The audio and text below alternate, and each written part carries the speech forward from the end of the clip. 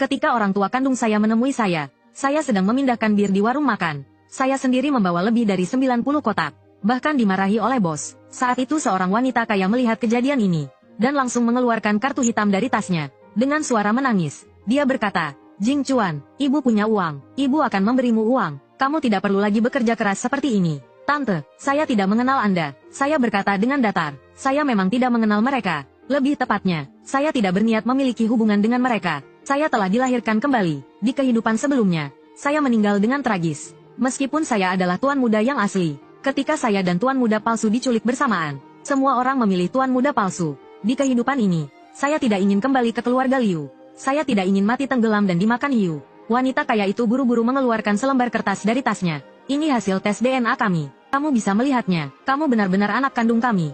Maaf, mulai sekarang, ayah dan ibu tidak akan membiarkan kamu menderita lagi." Dulu saya percaya kata-kata itu, dan akhirnya bernasib tragis. Mereka sejak awal hanya mencintai tuan muda palsu. Saya menggelengkan kepala. Saya masih harus pergi ke pekerjaan berikutnya. "Saya pergi dulu." Wanita kaya itu menghalangi jalan saya. Laki-laki di sampingnya juga mulai menangis. Mereka memohon agar saya melihat hasil tes DNA itu. Beberapa detik yang lalu, saya mati tenggelam di laut. Dalam bentuk jiwa, saya menyaksikan tubuh saya dimakan habis oleh hiu. Beberapa detik kemudian, saya kembali ke keadaan tubuh yang kelelahan, sampai sulit bernapas karena sangat lelah. Kemudian, saya melihat dua orang pelaku dari kehidupan sebelumnya. Saya tidak tertarik melihat hasil tes DNA yang konyol itu. Mungkin otak saya tidak bisa menerima terlalu banyak informasi sekaligus. Tubuh saya juga terlalu lelah.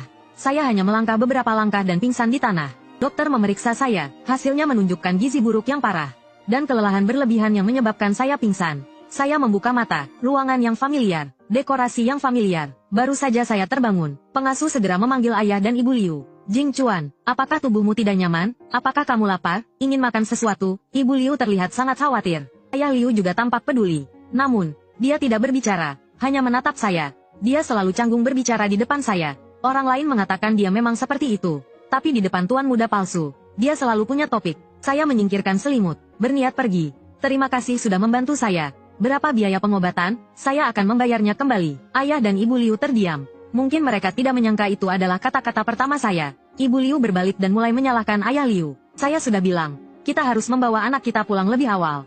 Tapi kamu menundanya selama setengah tahun. Lihat sekarang, anak kita tidak mengakui kita lagi." Suaranya menjadi serak, dan air mata mengalir deras. Ayah Liu terlihat bingung. "Saya hanya berpikir untuk mempertimbangkan situasi Jing Chuan. Dia sedang dalam masa-masa penting di kelas 3 SMA.